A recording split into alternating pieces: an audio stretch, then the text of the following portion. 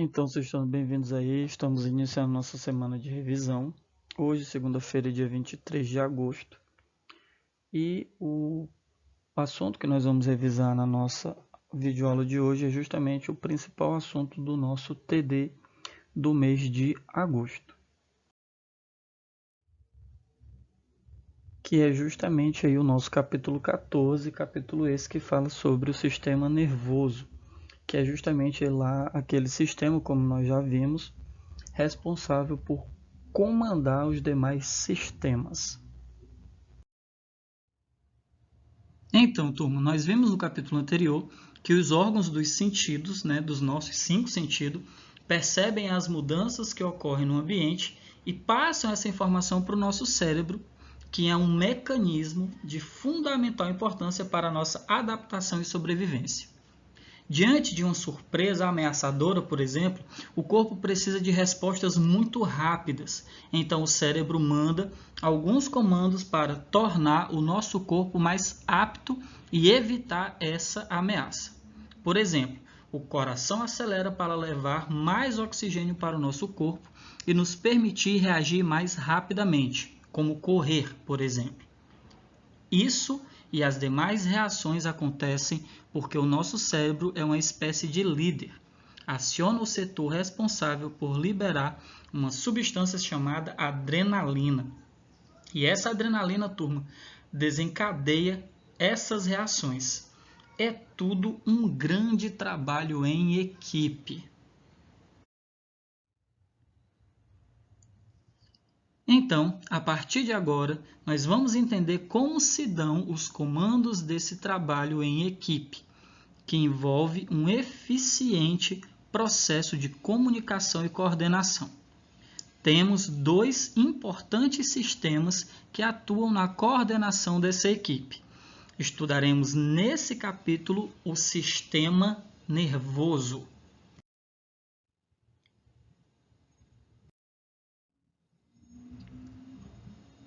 O corpo humano possui uma série de órgãos que estão em constante comunicação mediante um complexo nervoso e hormonal responsável pela coordenação de todas as funções orgânicas. Essas funções são controladas basicamente por 2 sistemas: sistema glandular e sistema nervoso. O sistema nervoso tem a função de enviar os estímulos do ambiente ou dos próprios órgãos internos a uma central de comando, bem como as respostas dessa central de comando para os órgãos encarregados de executá-las. Fisicamente, é como se fosse a imensa rede de fios elétricos que interliga os mais diversos setores de um edifício. E, se pararmos para pensar, funciona de um jeito bem semelhante, com impulsos elétricos percorrendo uma enorme rede de células altamente especializadas. Essas células, turma, nós chamamos de neurônios. Pois bem, turma, os neurônios são células que formam o nosso tecido nervoso. Os neurônios se dividem basicamente em 3 partes. O dendrito, que seria aqui essas ramificações aqui que vocês estão observando, que tem como função receber os estímulos nervosos. Nós temos o corpo celular, que seria essa região mais aqui, centralizada, que tem aí como função receber os estímulos nervosos e produzir proteínas neuronais. E temos aqui o axônio, que seria essa região aqui, que tem como função transmitir os estímulos nervosos.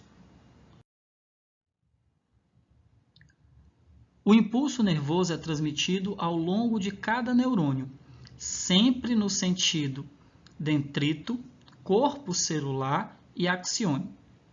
Entretanto, não há entre eles uma ligação anatômica, embora eles aparentem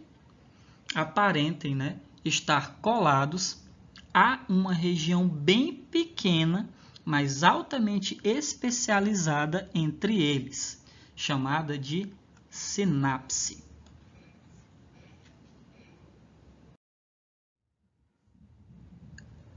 A comunicação é, portanto, realizada através de hormônios chamados neurotransmissores, liberados nessa região. Envolvendo o axiônio de alguns tipos de neurônio, há uma camada de células que se sobrepõem e formam uma espécie de membrana. Essa camada, chamada bainha de mielina, propicia isolamento térmico e aumenta dessa forma a velocidade da propagação dos impulsos nervosos. Como nós estamos vendo aqui, ó, essa espécie aqui de capa protetora é a bainha de mielina. O sistema nervoso é do tipo cérebro-espinhal. Como vimos, há um centro de controle formado pelo cérebro e pela medula espinhal, daí essa denominação cérebro-espinhal. Ele desempenha várias e importantes funções no corpo humano. Dentre essas funções, nós podemos aí destacar funções sensoriais, funções de pensamento e da consciência, funções de equilíbrio, funções de audição, visão, tato, olfato e paladar, funções de coordenação de movimentos do corpo. E aí agora vamos falar sobre os tipos de neurônios. Então, turma, os neurônios podem ser classificados de acordo com a sua função, ou seja, com o papel que eles desempenham em sensitivos ou receptores. Seus prolongamentos transmitem mensagens dos órgãos em direção aos centros nervosos. E aí, como vocês estão percebendo, temos aqui, ó, ele tem esse formato aqui, ó, o neurônio sensitivo ou receptor.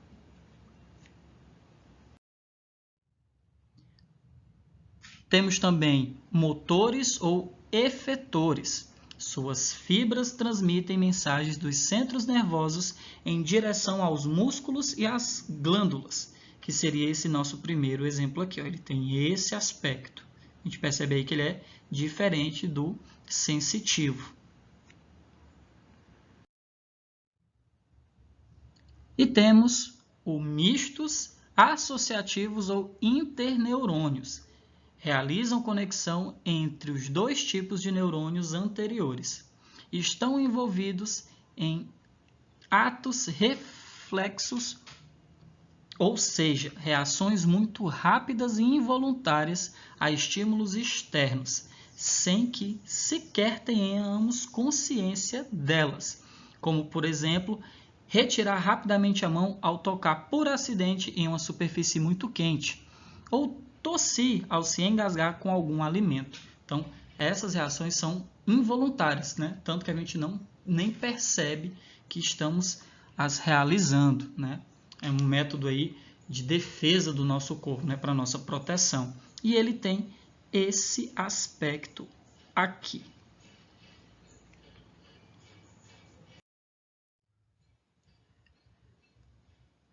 Turma, o sistema nervoso ele pode ser dividido em 3 grupos.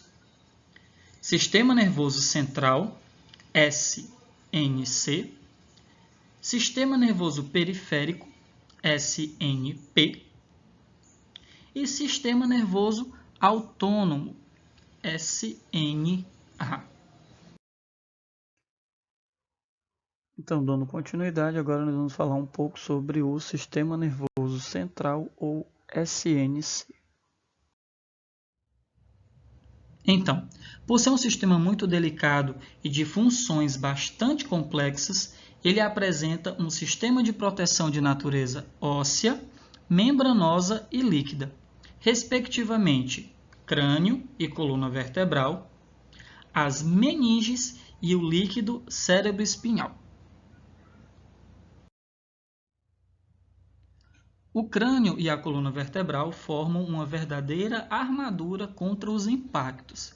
As meninges envolvem o encéfalo e a medula espinhal sob a forma de 3 folhetos. O mais externo é chamado de dura mater, O intermediário é denominado aracnoide e o mais interno se chama pia mater.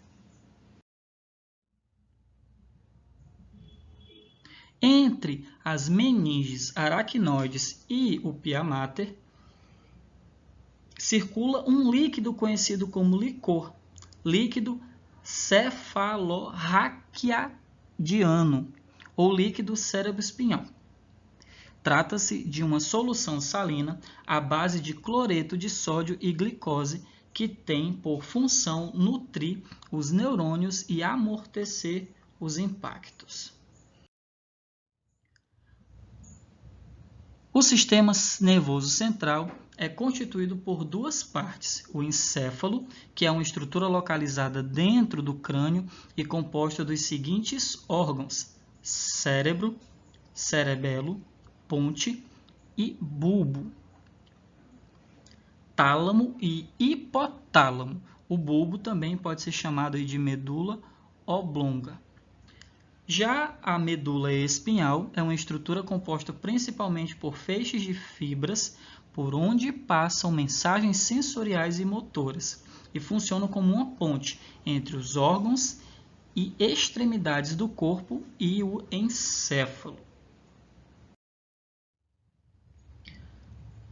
O cérebro controla as estruturas relacionadas ao pensamento, ao intelecto, à memória, à lógica, à fala e coordena as funções motoras e sensitivas.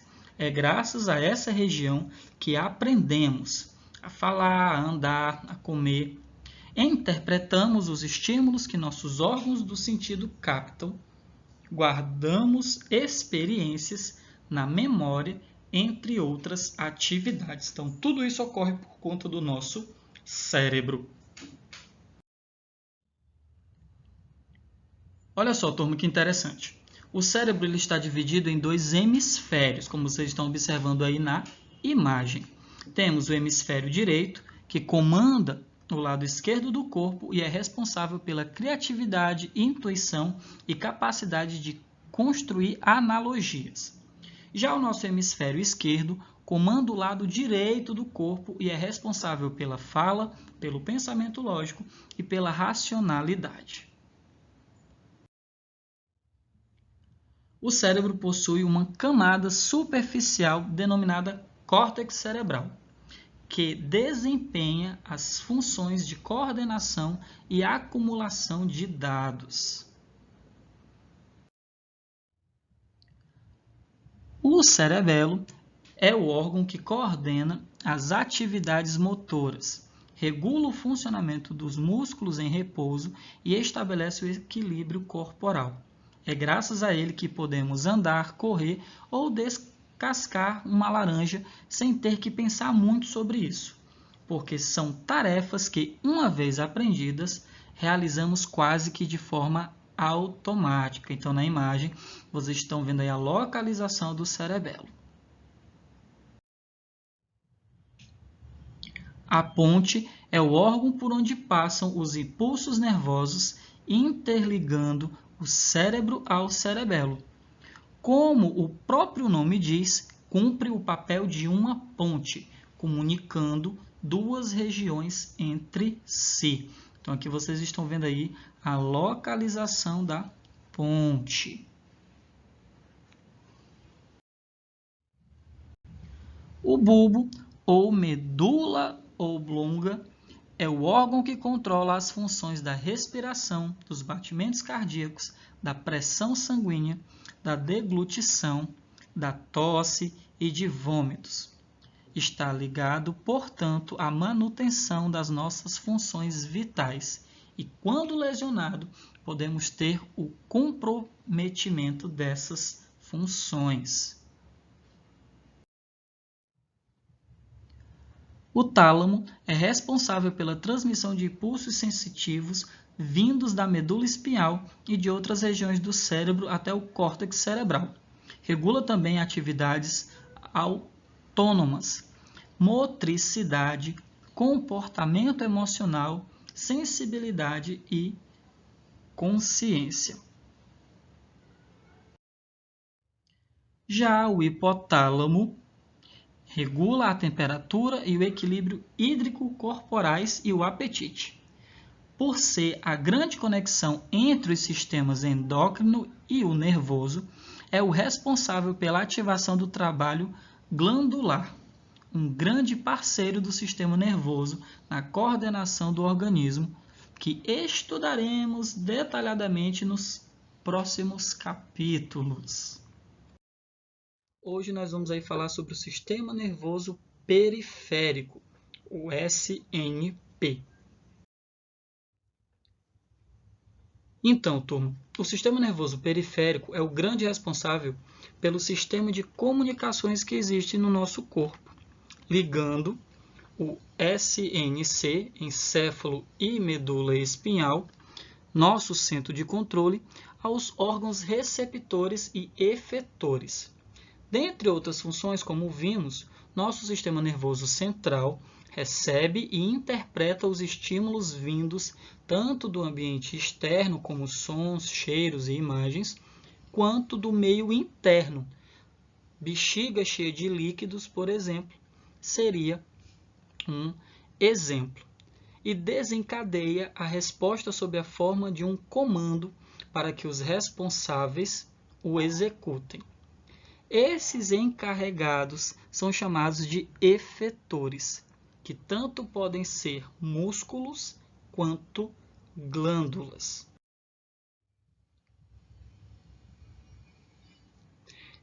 Então, turma, essa parte do sistema nervoso é constituída por dois tipos de nervos, certo?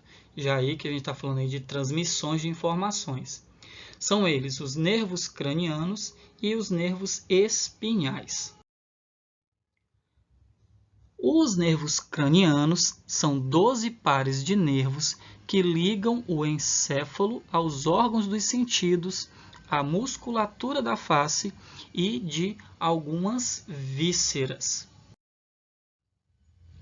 Os nervos espinhais são 31 pares de nervos que partem da medula espinhal, transmitindo mensagens motoras à musculatura do nosso corpo e mensagens sensoriais ao encéfalo.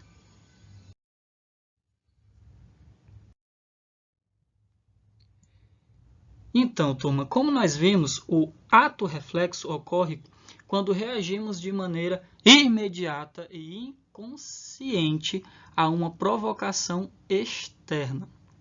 Alguns reflexos nascem conosco, que são chamados reflexos, aí, por exemplo, da sucção. Já outros são adquiridos com o tempo, como o medo. Eu não sei se alguns alunos aí se assustaram quando eu elevei o tom da voz, mas era justamente para vocês perceberem essa questão do ato reflexo, né? Então, o nosso corpo ele vai tomar ações para nos proteger. Então, se alguém se assustou aí com a elevação do tom da minha voz, eu peço desculpa, mas foi proposital. Então, olha só, turma. Alguns reflexos são vitais. Dentre esses reflexos, nós poderíamos citar o ato de tossir, o ato de espirrar, como vocês estão aí percebendo na nossa imagem, e até mesmo, turma, por incrível que pareça, de vomitar, por serem formas utilizadas pelo nosso corpo com o objetivo de nos livrar de agentes estranhos e muitas vezes patogênicos, causadores então aí de doenças. Então, quem diria, né? O vômito, essa coisa asquerosa, também é uma forma de defesa do nosso organismo. Então, acho que já deu, né? A gente está vendo essa cena dos espirros. Turma, existem também outros reflexos observáveis, e um dos mais populares é o exame do reflexo patelar. Trata-se, turma, de um teste em que o médico bate ali com um pequeno martelo de reflexo sobre o tendão no joelho dos pacientes. A partir dessa batida, o impulso nervoso parte em direção à medula através de um neurônio sensitivo. Lá existem neurônios de associação, os interneurônios, que conduzem o impulso para o neurônio motor. Por isso, ao chegar à medula, o impulso nervoso volta, trazendo como resposta a contração do músculo da coxa e, consequentemente, a elevação da perna. O caminho percorrido pelos impulsos nervosos através das estruturas envolvidas no ato reflexo é chamada de arco reflexo. Temos também o sistema nervoso autônomo, o SMA. Vamos aprender agora sobre ele. Esse sistema nada mais é do que uma subdivisão do sistema nervoso periférico e responsável pela dinâmica de autorregulação involuntária do funcionamento interno do nosso corpo. Sob seu comando ficam as atividades relacionadas ao trabalho da musculatura lisa das vísceras, sistema digestório, cardiovascular, dentre outros, e glândulas. Esse sistema é muito importante para manter o corpo em equilíbrio em relação ao ambiente, identificando mudanças bruscas e desencadeando ações para nos manter estáveis. Por influenciar de forma antagônica, ou seja, contrária, o funcionamento de várias partes do corpo, ele pode ser classificado como simpático e parasimpático. O SNPA simpático geralmente estimula ações que permitem ao nosso organismo responder a situações de tensão, acelerando os batimentos cardíacos, aumentando sua pressão arterial, elevando o nível de glicose sanguínea e etc. De forma contrária, o SNPA parasimpático proporciona períodos de repouso e relaxamento, visando então, turma, o equilíbrio corporal, chamado aí de homeostase.